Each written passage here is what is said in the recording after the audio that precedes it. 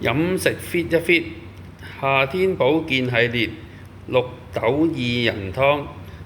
踏入夏天，天氣比較濕悶嘅天氣令到我哋好容易食慾不振啦、消化不良啦，引起水腫等等嘅問題嘅。因為體內積聚一啲嘅濕氣，咁容易引起各樣嘅疾病啦。例如皮膚裏邊積聚濕氣嘅時候，我哋好容易會有濕疹啦；關節裏邊積聚濕氣嘅時候，好容易會有關節炎等等嘅問題嘅。而呢個綠豆同埋薏仁呢，都有助去濕、消水腫、清熱解毒嘅。所以今次就介紹呢一味嘅食療俾大家，希望可以幫到大家喺夏天裏邊保健嘅。咁以下呢，我哋會介紹一下個食材同埋個製作方法嘅。咁請大家留心睇，轉頭見。係啦，咁大家都見啦。咁台面上嘅食材呢，我哋有呢個薏仁啦，左手邊嗰個，中間係綠豆啦，另外右手邊係紅棗嘅。咁呢個薏仁呢，咁其實即使係薏米喎。咁只不過呢，喺食材方面，我哋叫做薏米啦。喺中醫嘅角度呢，佢哋個名詞叫做薏仁咁解嘅啫。咁我哋一陣間會講講個份量嘅，轉頭見啦。好，究竟我哋要落幾多嘢呢？好，咁大家睇睇啊。呢個薏米呢，我哋用半隻飯碗左右啦。咁呢個綠豆呢，我哋用2/3隻飯碗嘅。而呢個紅棗呢，我哋會落12粒嘅。咁補充一句啦，我哋今次係用呢個生薏米嘅，係啦。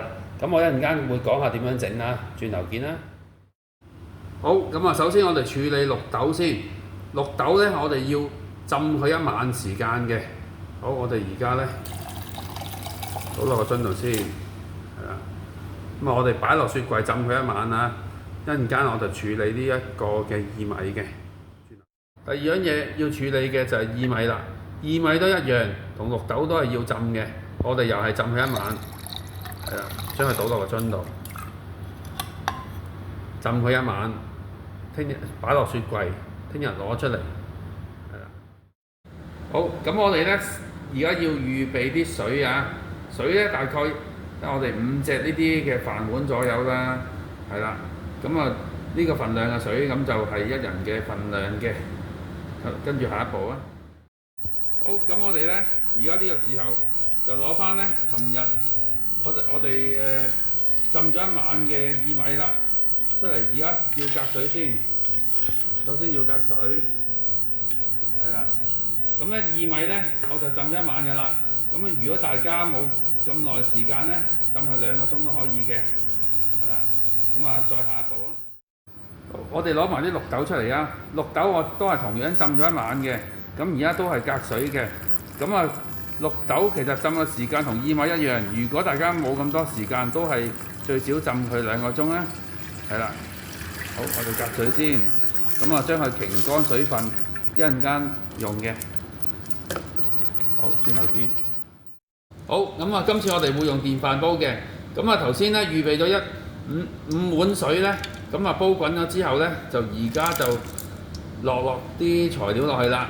咁我哋落咗材料先，一陣間就會用電飯煲，用呢個煮飯模式去煮嘅。咁煮熟咗之後呢，咁應該會煲爛晒㗎啦。係啦，咁轉頭見啦。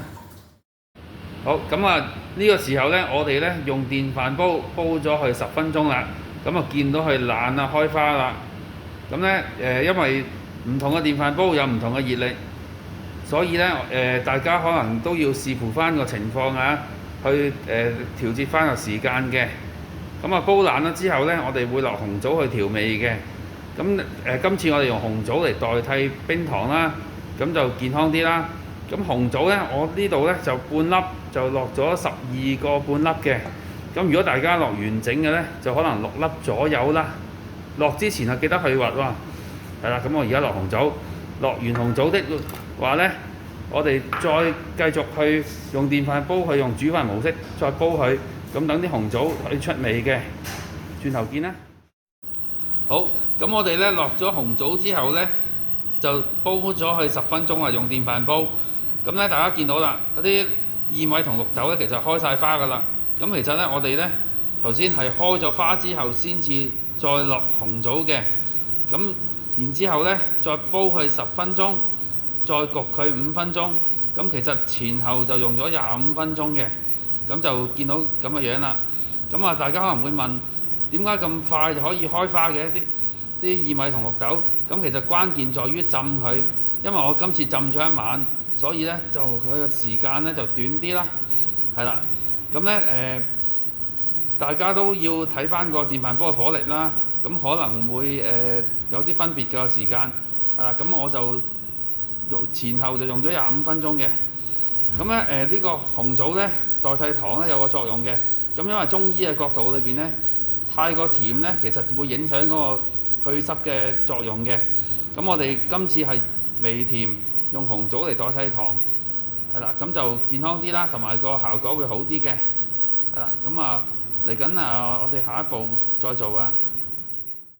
好，最後一步就上碟啦。好啦，咁俾大家睇下個樣啦。咁我哋有呢個薏米啦、生薏米、綠豆同埋紅棗。